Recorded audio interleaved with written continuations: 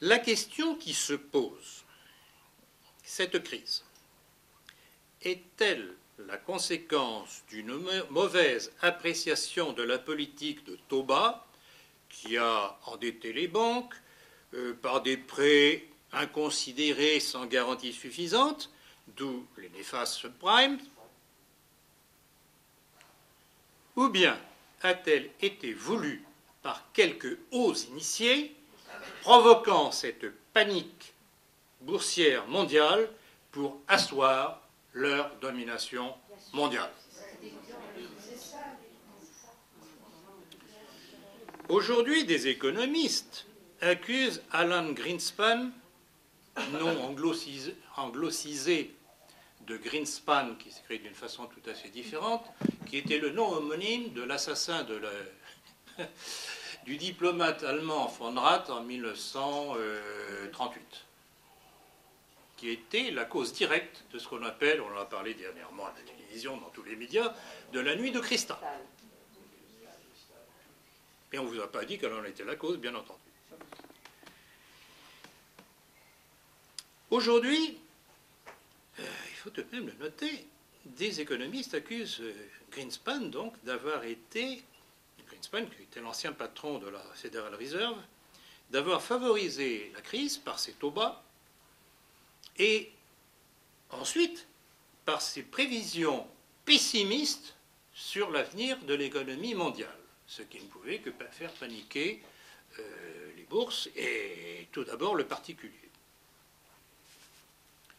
Or, la Fed, et là encore, je ne sais pas combien de personnes parmi vous le savent, la Fed, la Federal Reserve, n'est pas un organisme d'État américain. C'est une entreprise privée regroupant un certain nombre de banques entre les mains du haut capital cosmopolite américain. Étrangement silencieux d'ailleurs. Avez-vous entendu au cours de cette crise, depuis son déclenchement, M. Rockefeller, M. Rothschild, M. Vanderbilt, etc., en parler, expliquer, donner des solutions? Silence sur la ligne.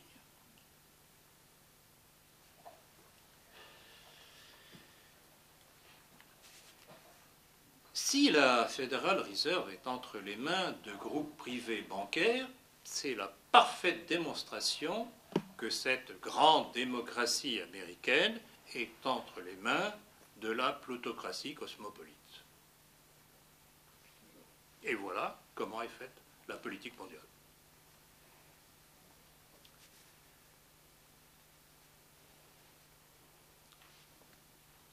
Puisque la Federal Reserve est entre les mains de banquiers privés, ne serait-il pas normal que leur fortune soit prise en garantie, puisqu'après tout, les hausses et les baisses de la bourse dépendent de leur appréciation, puisque la Federal Reserve est, elle, chargée de la politique monétaire américaine et par voie de conséquence mondiale. Mais c'est curieux, M. Sarkozy n'a pas évoqué cette possibilité. Ah, certes, il a évoqué une gouvernance mondiale.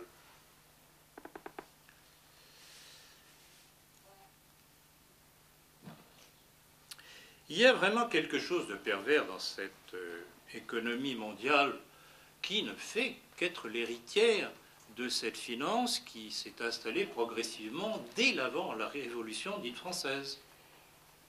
En fait, ce sont déjà les agiotages de cette finance anglaise, protestante et juive, comme je disais au début, qui progressivement ont créé un système totalement artificiel.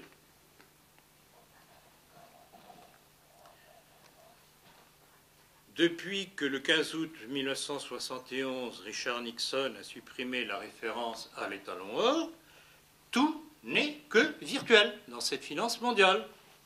Fonction de valeurs attribuées par les agences dites de notation et par la régulation, entre guillemets, de la Federal Reserve. Ainsi, je le répète, ou bien elles se sont trompées dans leurs calculs de risque, ou bien certains ont induit la catastrophe pour jouer à la baisse et imposer une gouvernance mondiale sous prétexte de remettre de l'ordre.